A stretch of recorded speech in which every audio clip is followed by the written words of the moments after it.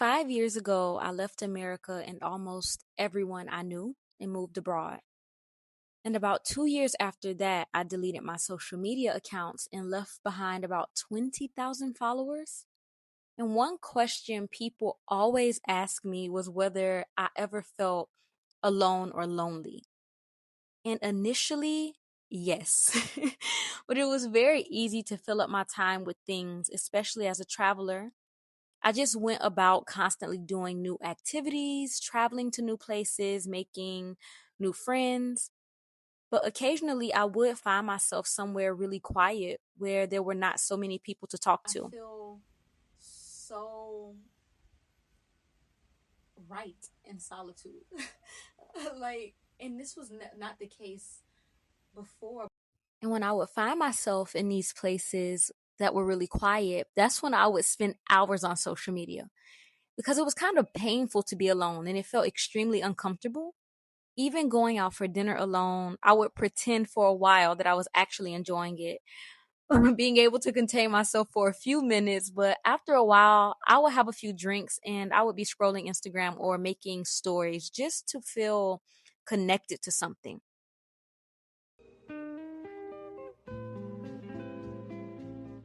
I think we are so used to seeing and being in constant communication with, talking to, just constantly interacting, especially in the digital world, because I mean that's just how it works. Responding to someone or getting a message and immediately, and this just immediacy of having to be in constant communication. Um, Everything, or if we don't, if we're not constantly keeping that line of communication active or activated, not that it's not open, it's always open, but activated, that can feel like a sense of guilt or like, oh my gosh, am I like neglecting people? Am I neglecting my friends? Am I neglecting my family? I remember sitting with a friend and someone I genuinely love and wanted to be with. And at some point, I caught myself checking my phone constantly. So I started counting. And it was about 20 times. I checked my phone over 20 times in that one sitting. And every single time, there was nothing on the phone waiting for me, no message, no notification, nothing. I was in connection and feeling disconnected at the same time. And the thing is, it's like I am still in so much interaction, and there's still so many social things happening. Like this morning, I actually, it's Galungan, which is a very special and sacred holiday here in Bali, in Bali, Indonesia. And I was just at the family temple with the family. I spent the morning with them. We make prayers at the family temple, and the whole house gets blessed, and the whole house gets cleaned, and just so many offerings are made. And then we sat and we meditated together. And the interesting thing that happens is that that is such a precious moment for me. Like, I know that I'm in relationship. I know it's so evident, right? I'm in relationship, I'm in community, I am in communication, I am not isolated. But I always feel like this strong attachment to, like, even like the people I know, my close ones. And so even though I'm with this family and just having this very intimate time together, I would consider very intimate time, I can feel this conflict happening within me sometimes, that, yeah, being in my present moment is wrong. Like, I am neglecting people, and I'm not reaching out as much as I should. I'm not communicating with them as much as I should. I'm not updating them on my life as much as I should. And this was one of the things with having social media, especially one of the biggest questions that I would ask, like, how will people know I'm okay? How will I know that people are okay? Because the thing with social media is that you constantly are like seeing this person in passing, so you can automatically go, oh yeah, I saw such and such the other day, oh yeah, I know she's good. And so the I feel like the intimacy is taken away, or the actual line of real communication, real presence, instead of just needing to be around people to fill a fix, to fill a space or a void. Because I noticed, for me, a big part of like my life in Miami, it was constantly being around people. Like, I was always around people. I lived with one of my best friends. We shared an apartment, we shared a condo together, and so we were always around each other. And then all of my other friends, like I pretty much had an open door policy at my house, and I still do. Like if you think of me, if you if you need, like, you know, if you want to hang out, or if you just, especially now because I live in this very beautiful, like almost retreat style joglo, and so I know, and it's quite far away from like all of the stimulation. And so I always tell friends, like, whenever you feel like you need a moment, like you just want to pause, chill, and you just want to like slow down a little bit, please come. Even if I'm not here, like the house is yours. But in Miami, it was a little bit different because it was very much like, come, let's turn up, let's get lit, like let's drink, let's party, let's be like, it was always for entertainment purposes, really. I feel like, or just out of being bored. Yeah, like I feel like my life was so different there, and it was constantly stimulus driven. And then I would go to work and I was managing over 100 people. And then after work, I would almost always, didn't matter what day of the week it was, like somebody was calling me, let's go here, let's go there, let's go to this bar, let's go to this lounge, let's go out to eat, let's go to the movies, this person's having this. It was so much interaction and constantly kind of just being in the mix. And so over the years, especially now, like I just, I don't know. It's like once I touch that sweet spot of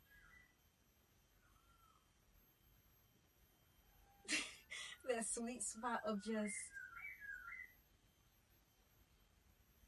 I don't want to get say this incorrectly. I don't know how to say this because I don't want to call it like the joy of being alone or anything like that, because it's really not. Like I enjoy being around people and things, and I don't know. Okay, I'll say what I feel like is interconnected.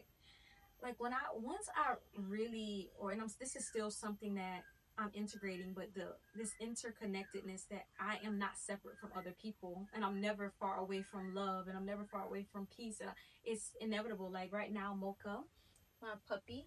Let me see if she lets me. Mochaccino, can I show you to all the people? So Mocha, I actually adopted Mocha a few months ago, and my ex-boyfriend was taking good care of her.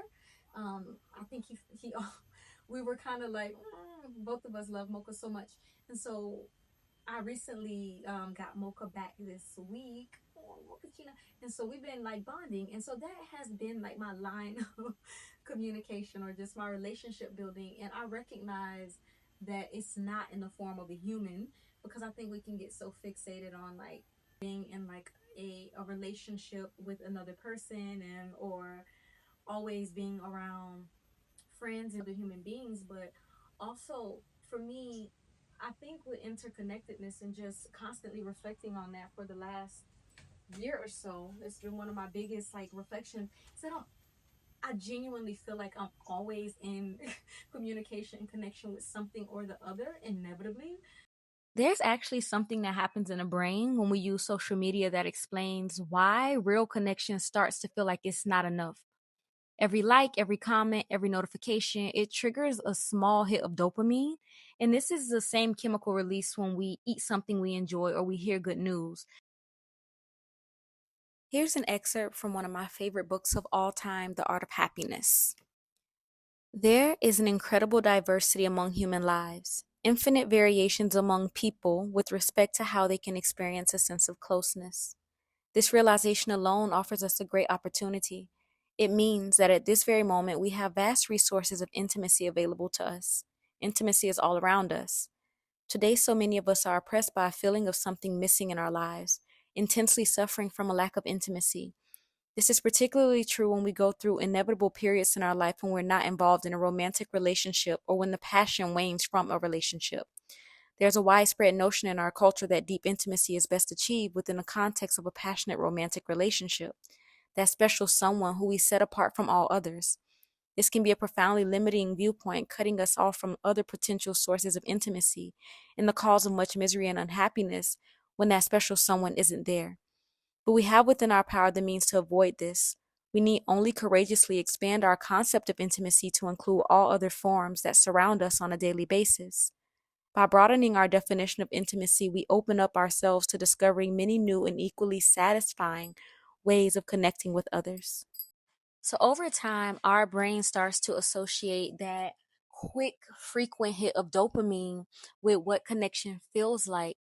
But real connection might be so much slower and it doesn't arrive in quick hits. It builds over time. And when the brain has been so trained on the fast version, the slow version can start to feel underwhelming. Not because it actually is, but because we literally have recalibrated what rewards feel like. It's kind of like how white refined sugar works in our body. It sends the signal that we've eaten and it triggers satisfaction, but it doesn't actually nourish. And within a very short amount of time, we're hungry again, and sometimes even hungrier than we were before. And so that's what's happening. The signal of connection was there, but the nourishment wasn't. And I kept consuming more because the hunger never actually went away. Real intimacy doesn't leave you feeling that way. At least that's what I'm learning. Real intimacy is actually nourishing. Sometimes I feel that's what's actually being lost. And we're quietly losing it, the ability to just really be fully where we are with someone, with ourselves, with whatever is actually there. I think half presence has been so normalized. One eye on the phone, the conversation that keeps getting interrupted, having a dinner where everyone is technically together, but nobody is actually there, and starting to mistake being in the same place as being in the same moment. And they're really not the same thing. At least I don't think so. I think being fully present with someone or with where we are or ordinary moments of life is increasingly an act of courage. Having the courage to drink your tea, to actually eat your food, to be with a friend without needing something else to be happening at the same time, to be bored, to not need to be entertained, to not need unnecessary attention, to go a day offline, to stop looking at our phone 2 hours before bed, to not check it 20 times, to be with the ordinary that is right in front of us without craving for more of something. This is radical in 2026. Not because it's difficult, but because everything around us feels like it's designed to make staying in one room, being where we are, feel like not enough and like we're missing something, like somewhere else is better than here. And the courage is in saying, no, here is enough. I am connected. I do belong in this very ordinary moment with this person in front of me, with what is actually here. And I am so deeply connected, whether I know it or not. I'm not anti technology, but I think I am pro life. Pro, we are connected to the air. We are connected to people around us, whether they are physically there or not. We are connected to everything happening in and through us at every moment. And belonging is not something we have to earn or find or build through constant communication. It's like this, I don't know, it's like this whole process that happens, right? Like, I think the more you cut down on stimulation, because if you're always stimulated and you're always doing things and you're always needing things, and you constantly need input in just things. And so when you're like in that space, which I was for so long, most of my life, to be quite honest, and then when you start like reducing stimulation, there, for me at least, there's more clarity. And then with that clarity, you just start to see reality a little more, like a little differently. And the more I think the less I feel like the less stimulated I am, and the need for being stimulated reduces, and then more clarity enters, and then I'm able to be more present with reality, and then the less I feel like I need, and I just feel less needy. I feel more contented.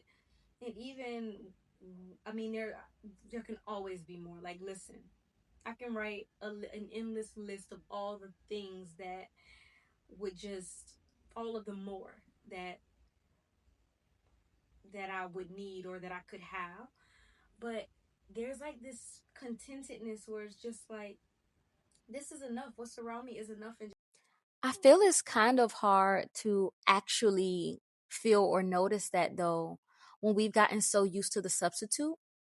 And if we have trained ourselves to only recognize the fast, frequent, quantified version in the likes and responses and being online, and the real thing is right in front of us, but it's much quieter and slower, but it's so much more nourishing, and we keep reaching past it for something else.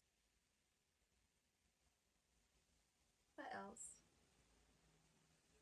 I think for me, recognizing the fine line of actual intimacy, actual belonging, actual connection versus a need not being met. And if there is a need, an underlying need that is not being met, and that need is leaking into my connection with other people, my wanting to hang out with someone, wanting to be on the phone with someone, wanting to be in the presence of someone, leaking into my social life, then that completely changes the dynamics of my relationships, and it almost dilutes them in a way. Um,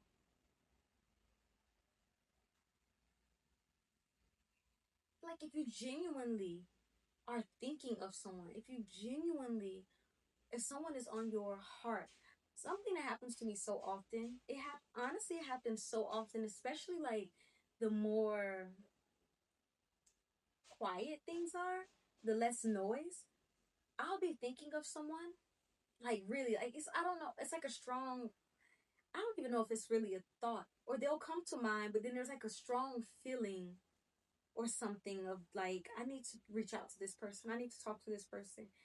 And I'm not exaggerating. And of course, it doesn't happen every single time, but it happens so often where that person somehow they come up in my, like, they either call or text, or somehow sometimes I reach out and they're like, oh, I was just thinking about you, or I was just about to message you. And it happens, I notice that it happens, or I only notice it, it's probably happening anyway, when there's like a lot less noise and stimulation. And the other day, who was I speaking to? I was speaking to, one of my friends for hours. We hadn't spoken in so long, and we were just talking for hours, and it was such a beautiful conversation. And it just made me, like, it just reassured me that when it's real, it's real. Elevator break to me ordering my weekly groceries from an organic farm. They deliver directly to my door, and also I am motivated to cook every day this week. Just some random moments of me taking a walk, and this place has a beautiful lotus pond that I love walking next to. It's okay if your DMs are not full of people wanting to know what you're up to, what you're eating, what you're thinking, what you're wearing, why you're wearing it. It's okay if you don't have a message box full of 50 messages, unread messages to respond to, an email list that's full. And if you do, those things are okay as well. It's not that like we don't, we aren't important people and we don't have moments in our lives where we have things to do, things that need to be done. We are active in an active space in our life, walking the walk, talking the talk, playing, moving the pieces to make things happen. We all have those moments, but recognizing that regardless or not, whether you have 30 people around you, 50 people, 100, 1,000, whether you have 1 million followers or 2 followers, that genuine connection, genuine communication, genuine relationship is always present in some shape, way, or form. And the less noise and the less noise that is around, the less noise that we are engulfed in, the more clear that becomes. The ways that we are just so held and cared for and supported and okay. I made this journal for a retreat last year, and there's a section that asks to reflect on all the ways you experience care in the day, whether from yourself, others, or life itself. And it's always my gentle reminder at the end of the night of how connected I am and how much I belonged that day. One of my friends, Molly, she has this Sisters Fitness Circle where she sends these very sustainable workouts that you can do every day, and bless her.